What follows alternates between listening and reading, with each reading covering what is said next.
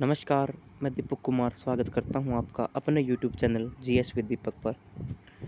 और फ्रेंड्स, हमारे पॉलिटी का पहला लेक्चर है जिसमें हम संविधान सभा के बारे में थोड़ा सा समझने की कोशिश करेंगे। देखो, 1934 में सबसे पहले जिस व्यक्ति ने डिमांड की थी संविधान सभा की वो थे एम.एन. रॉय।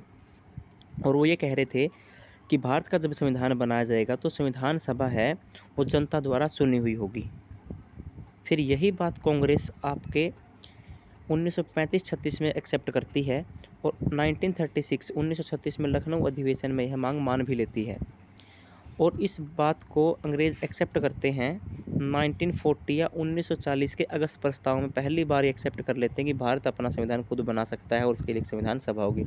बट क्योंकि 1940 से लेकर के 1939 से 1945 तक आपका जो सेकेंड वर्ल्ड वॉर चला, उस दौरान उन्होंने कई बार कोशिशें की कि भारत के संविधान के लिए एक संविधान सभा बनाई जाए, लेकिन वो वास्तव में मन से नहीं चाहते थे, इसलिए उन्होंने अच्छी तरीके से कोई कोशिश नहीं की। उनकी तरफ से जो लास्ट कोशिश होगी वो होगी कैबिनेट मिशन। यह आएगा आपका 1946 में, और यही है वो कमीशन जिसके बाद हमारे संविधान सभा की स्थापना होगी। और इसमें 3 सदस्य थे। अब आपका ये काम है, जैसे 2 के मैं नाम बता देता हूँ आपको, स्टेफर्ड क्रिप्स और पेंथिक्लोरस। अब आपने ये बताना है कि इसका तीसरा सदस्य कौन सा था, वो कमेंट में आपने बताना है। नेक्स्ट है, इसी योजना के तहत संविधान सभा का गठन हुआ। और अब मैं बताता हूँ आपको हमारी संविधान सभा में कुल सदस्य कितने थे। जैसे अगर हम मान लें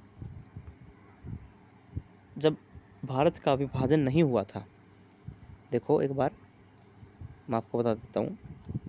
मान लीजिए ये है हमारा उस समय का इंडिया, जब हमारा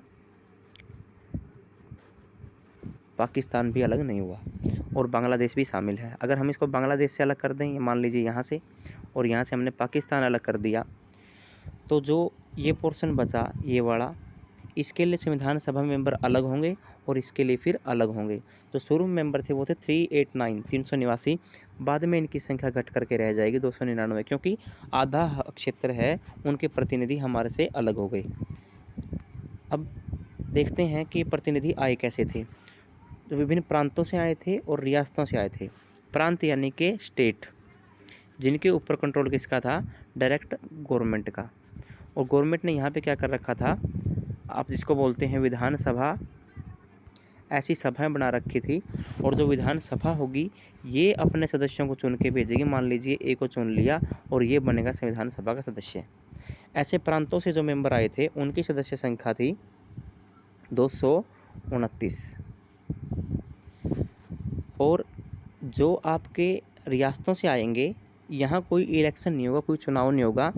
उस रियासत का मालिक कोई राजा होगा। राजा के ऊपर अल्टीमेट कंट्रोल किसका था, ब्रिटिश गवर्नमेंट का। ये राजा अपनी किसी जान पहचान के व्यक्ति को या जिसकी नज़र में पढ़ा लिखा है उसको नियुक्त कर देगा या खुद चला जाएगा। ऐसे व्यक्ति हमारी संविधान सभा में 70 थे। कुल मिलाकर के 299 लोगों की संविधान सभा थी आफ्टर पार्टीशन 1947 के बाद। नेक्स्ट है, अब हम देखते हैं भारतीय संविधान सभा में कौन कौन सी समितियां थी जिन्होंने संविधान बनाने में हमारा योगदान किया। सबसे पहले है संघ शक्ति समिति। ये इम्पोर्टेंट है, यहाँ से क्वेश्चन बनता है कि संघ शक्ति समिति या संघ संविधान समिति के अध्यक्ष कौन थे। तो वो थे हमारे पंडित जवाहरलाल नेहरू। और ये डिसाइड कर रहे थे कि आपके संघ के पास में, आपके यूनियन के पास में क्या क्या पावर होंगी। नेक्स्ट है प्रांतीय संविधान समिति। इसके अध्यक्ष थे हमारे सरदार वल्लभ भाई पटेल जी। कि प्रांतीय जो संविधान सभा है, यानी प्रांतों के पास में, यानी स्टेट के पास में जो आज राज्य हैं उनके पास में जो जितनी पावर हैं, उन पावर की देख रेख की जो समिति थी वो कौन सी थी, सरदार वल्लभ भाई पटेल समिति। मौलिक अधिकारों के ऊपर जो समिति है, इसका आंसर यहाँ गलत दिया गया है। इसका आंसर आएगा हमारे सरदार पटेल जी। और जो सरदार पटेल जी हैं यही थे हमारे आगे चल के अल्पसंख्यक समिति के सदस्य या उनके अध्यक्ष थे। जो अल्पसंख्यक समिति है भाई, हमारे देश में जो माइनॉरिटी है भाई, पाकिस्तान से ज़्यादा मुसलमान तो हमारे देश में है, और साथ ही साथ में अन्य धर्मों की माइनॉरिटी है। उनके फंडामेंटल राइट्स की प्रोटेक्शन कैसे की जाएगी, इन सब को बताने के लिए जो समिति बनाई गई थी, उसके जो अध्यक्ष सरदार पटेल जी थे। अब आपने दोनों चीज़ें याद रखनी है, मौलिक अधिकारों की जो समिति है उसके अध्यक्ष कौन है, सरदार पटेल जी। और अल्पसंख्यक जो समिति है उसके अध्यक्ष कौन है, सरदार पटेल जी। और साथ में कई बार ये पूछ लेते हैं कि सब कमेटी या एक उप समिति है किसके ऊपर, फंडामेंटल राइट्स के ऊपर या मौलिक अधिकारों के उप समिति के अध्यक्ष कौन थे, इसका आंसर आपने ध्यान रखना है और कंफ्यूज नहीं होना है सरदार पटेल जी के साथ में। इसके जो थे वो थे जे.बी. कृपलानी। जे.बी. कृपलानी ये वो व्यक्ति थे जो फंडामेंटल राइट के ऊपर समिति है आपकी उप समिति, उसके अध्यक्ष थे।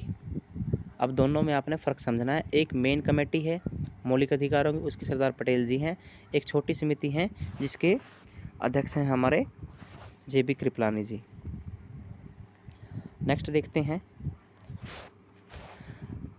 कुछ इन्फॉर्मेशन, फिर मैं आपको लास्ट में देता हूँ, 1 मिनट देख लेते हैं। जो संचालन समिति है यानी संविधान सभा कैसे संचालित होगी, उसके लिए नियम कायदे कानून क्या होंगे, उसकी समिति के अध्यक्ष कौन थे, राजेंद्र प्रसाद।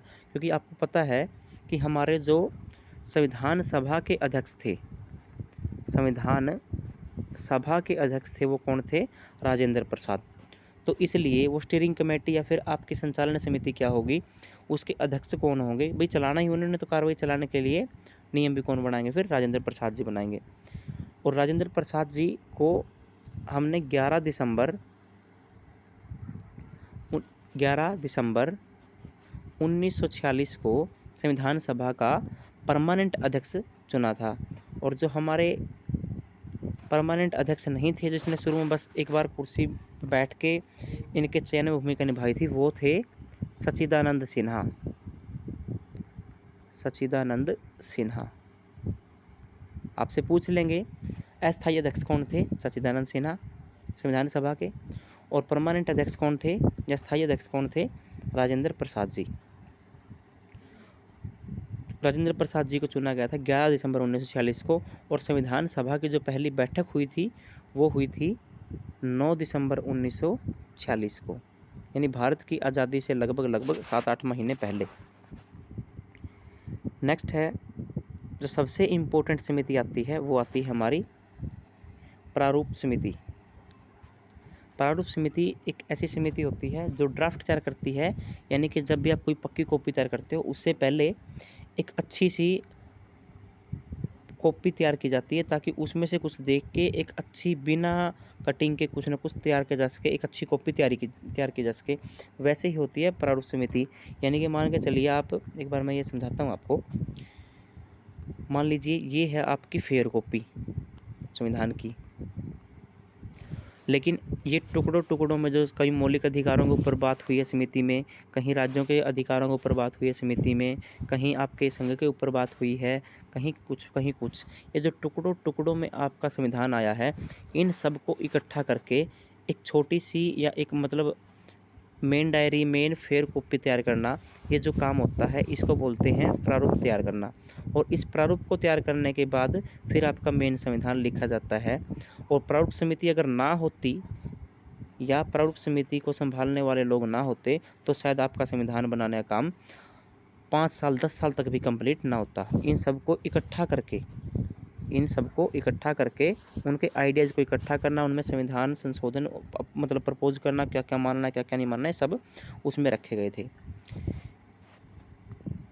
भाई आपका मेन संविधान है उससे पहले एक कॉपी तैयार की जाएगी, ताकि जब ओरिजिनल कॉन्स्टिट्यूशन लिखा जाए तो उसमें कोई दिक्कत ना आए। नेक्स्ट है जो प्रारूप समिति है उसके अध्यक्ष कौन थे, ये कई बार क्वेश्चन आता है। डॉक्टर अंबेडकर या डॉक्टर B.R. अम्बेडकर इसके अध्यक्ष थे। इसके अन्य सदस्यों में थे N. गोपालास्वामी अयंगर, अल्लादी कृष्णा स्वामी अय्यर, K.M. मुंशी, मोहम्मद सादुल्ला, सैयद मोहम्मद सादुल्ला और B.L. मित्तर, जो बाद में बदल दिए गए, दूसरे सदस्य आ जाएंगे माधव नाम के। अब देखो, डॉक्टर अंबेडकर को father of the Indian constitution कहा जाता है या पिता कहा जाता है, क्योंकि गोपाला स्वामी अयंगर और कृष्णा स्वामी अय्यर ये दोनों के दोनों अन्य समितियों कामों में बिजी थे साथ के साथ में। और इनमें से एक की, इन सदस्यों में से कोई जो बाद में बदले गए थे उनकी बीमारी का डेथ हो गई थी, और जो बाकी हमारे सदस्य है वो भी अपने अपने अलग अलग समितियों में काम में थे या बीमार चल रहे थे। तो इनमें से केवल डॉक्टर अंबेडकर थे जिन्होंने रातों रात जाग करके एक संविधान का प्रारूप तैयार किया था, इसलिए इनको father of the Indian constitution भी कहा जाता है। और संविधान सभा में इनके समान पढ़े लिखे कोई व्यक्ति थे तो बस एक ही थे, बनेगल राव के नाम के एक व्यक्ति है जो BN राव बोलते हैं जिसको आप, वो थे। नेक्स्ट है संघ समिति, ये मैंने बता ही दिया कौन होंगे, नेहरू जी। प्रांतीय समिति के अध्यक्ष सरदार पटेल जी। मौलिक अधिकार समिति मैंने अभी बताया था कि गलत लिखा था वो, यहाँ पे कौन होंगे हमारे, सरदार पटेल जी। और अल्पसंख्यक अधिकारों की समिति की जो बात करेंगे वो हो गए आपके पटेल जी। नेक्स्ट है प्रारूप समिति। क्या होती है, संविधान सभा की सबसे महत्वपूर्ण समिति है जिसका काम होता है भारत के संविधान का अंतिम मसौदा या एक अंतिम कॉपी तैयार करना, और उसके बाद जो फेयर कॉपी आपकी तैयार होगी जिसको आप आज संविधान बोलते हो। और इसका गठन हुआ था 29 अगस्त 1947 को। नेक्स्ट है, नहीं नेक्स्ट हमारा अलग टॉपिक आ जाएगा जो कल के लिए है। तो उम्मीद है कि आपको ये वीडियो पसंद आई होगी और आपको कहाँ से कुछ क्वेश्चन करने में हेल्प मिलेगी। ये हमारा पार्ट 1 था। अगर आपको पार्ट 2 चाहिए या इसमें कोई इम्प्रूवमेंट चाहिए तो आप कमेंट में हमें लिख सकते हैं। आपने चैनल सब्सक्राइब किया उसके लिए धन्यवाद।